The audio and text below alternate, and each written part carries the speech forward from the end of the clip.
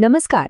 જો તમારા પરિવારમાં વારસાગત જમીન છે તો આ વાતને બહુ જ ધ્યાનથી સાંભળજો, કેમ કે સરકાર હવે જમીન વારસાઈના કાયદામાં કેટલાક મોટા ફેરફાર લાવી રહી છે અને આ ફેરફારો સીધા તમને અને તમારા હકને અસર કરી શકે છે.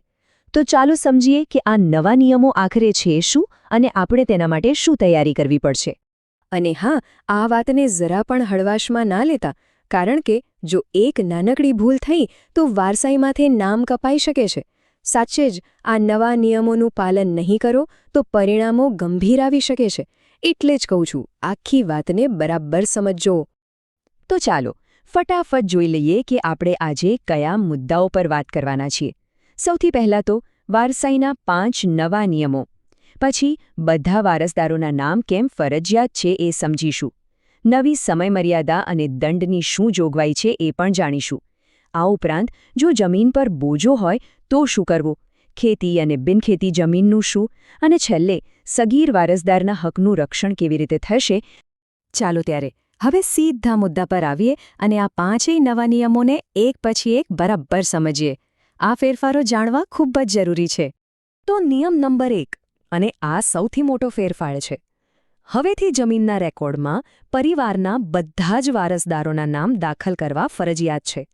આનો સીધો મતલબ એ છે કે હવે કોઈપણ કાયદેસર વારસદારને તેના હકથી વંચિત નહીં રાખી શકાય. જુઓ, પહેલાં શું થતું હતું, મોટાભાગના કિસ્સામાં ફક્ત દીકરાઓના નામ જ રેકોર્ડ પર ચડતા હતા, પણ હવે એવું નહીં ચાલે.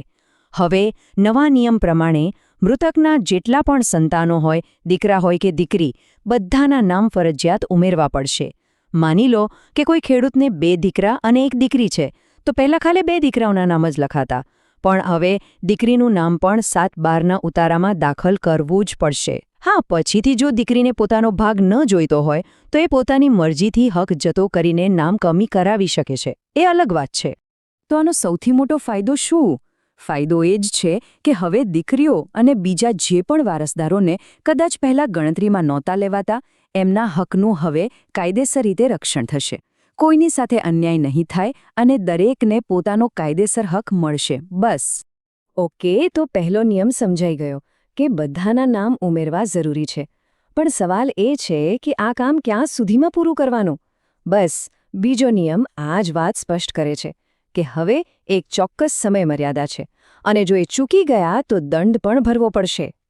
અને એ સમયમર્યાદા છે 5 વર્ષ. જી હા, જમીન માલિકના મૃત્યુ પછી પરિવાર પાસે વારસાઈની આખી પ્રક્રિયા પૂરી કરવા અને રેકોર્ડ પર નામ ચડાવવા માટે હવેથી ફક્ત 5 વર્ષનો જ સમય મળશે. અને ધારો કે કોઈ કારણસર આ 5 વર્ષની સમયમર્યાદામાં કામ ન થયું તો પરિણામ એ આવશે કે તમારે લગભગ 1000 રૂપિયાનો દંડ ભરવો પડશે. એ દંડ ભર્યા પછી જ તમારી પ્રક્રિયા આગળ વધશે. એટલે સરવાળે સરકાર ઈચ્છે છે કે લોકો આ કામ સમયસર પતાવી દે. ચાલો હવે આવીએ ત્રીજા નિયમ પર. અને આ એક એવી પરિસ્થિતિ છે જેમાં ઘણા લોકો ગૂંચવાઈ જાય છે. એ છે બોજાવાળી જમીન. મતલબ કે જે જમીન પર કોઈ લોન ચાલતી હોય એનું શું? તો સવાલ એ જ છે કે જો જમીન પર બોજો હોય તો શું વારસાઈની પ્રક્રિયા થઈ શકે? આ એક મોટો પ્રશ્ન છે જે ઘણા લોકોને મૂંઝવે છે. પણ હવે નવા નિયમમાં આનો એકદમ સ્પષ્ટ જવાબ આપી દેવાયો છે. અને જવાબ છે હા, વારસાઈ થઈ શકે છે. જુઓ, આ પ્રક્રિયાને હવે 2 ભાગમાં વહેંચી દેવામાં આવી છે. પહેલું પગલું, ભલે જમીન પર બોજો હોય, વારસદારોના નામ રેકોર્ડમાં ઉમેરી શકાશે. વારસાઈની પ્રક્રિયા અટકશે નહીં. પણ બીજું અને મહત્વનું પગલું, જ્યાં સુધી એ બોજો દૂર ન થાય અને બેંક તરફથી એનઓસી એટલે કે નો ઓબ્જેક્શન સર્ટિફિકેટ ન મળે, ત્યાં સુધી તમે એ જમીન વેચી નહીં શકો કે તેના ભાગલા પણ પાડી નહીં શકો. આનાથી બંને પક્ષોનું હિત સચવાય છે. વારસદારોના નામ પણ ચડી જાય અને બેંકના પૈસા પણ સુરક્ષિત રહે. સારું, અત્યાર સુધીમાં આપણે વારસદારોના નામ અને બોજાવાળી જમીન વિશે વાત કરી. પણ શું બધી જ જમીન એકસરખી હોય છે? ના. અને એટલે જ ચોથો નિયમ ખેતીની જમીન અને બિનખેતીની જમીન વિશે છે. આ બંનેના રેકોર્ડ હવે અલગ રાખવા પડશે. ચાલો આને એક ઉદાહરણથી સમજીએ. ધારો કે કોઈ વ્યક્તિ પાસે કુલ 12 વીઘા જમીન છે. એમાંથી 10 વીઘા ખેતીની જમીન છે અને 2 વીઘાને બિનખેતી એટલે કે એને કરાવેલી છે. તો નવા નિયમ પ્રમાણે હવે રેકોર્ડમાં આ બંનેની નોંધ અલગ અલગ કરવી પડશે. એક નોંધ ખેતીની 10 વીઘા જમીનની અને બીજી નોંધ બિનખેતીની 2 વીઘા જમીનની. અને આ વાતનું ખાસ ધ્યાન રાખજો. જો તમે આ રેકોર્ડ અલગ નહીં કરાવો તો ભવિષ્યમાં જ્યારે વારસાઈ કરવાની થશે ત્યારે મોટી સમસ્યાઓ ઊભી થશે અને આખી પ્રક્રિયામાં ખૂબ જ મોડું થઈ શકે છે. એટલે આ કામ પહેલેથી જ કરાવી લેવું સારું.